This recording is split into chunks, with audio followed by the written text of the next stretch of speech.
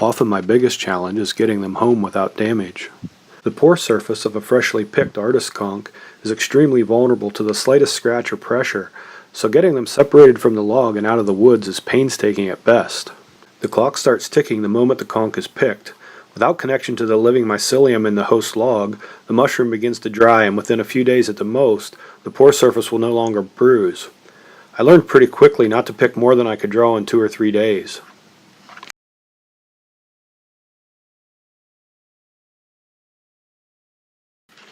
As an artistic media, the artist conch is amazing, frustrating, and stress-inducing, but, when it all comes together, ultimately very satisfying. The ability to produce a permanent drawing without applying ink or other pigments is simply amazing to me. I'm still startled by the instant darkening of the pore surface as it reacts to the scratch of a needle or the pressure of a finger.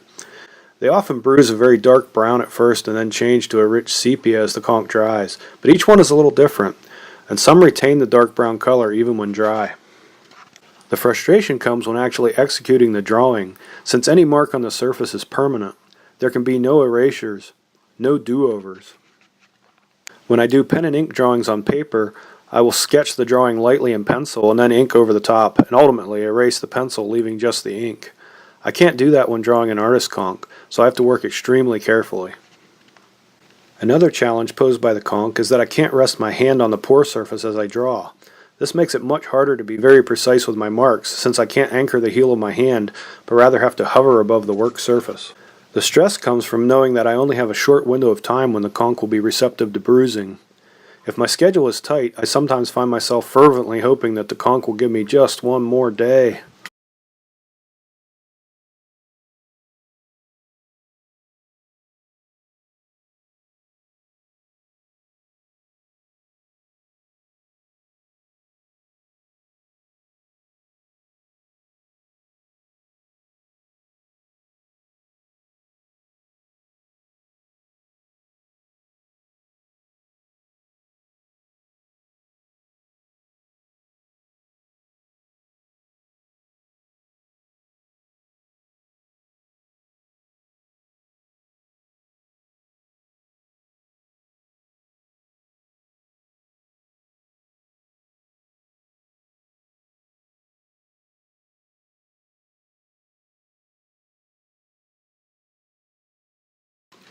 These are truly unique, starting with the conch itself, shaped by its environment and persisting over several, possibly many years.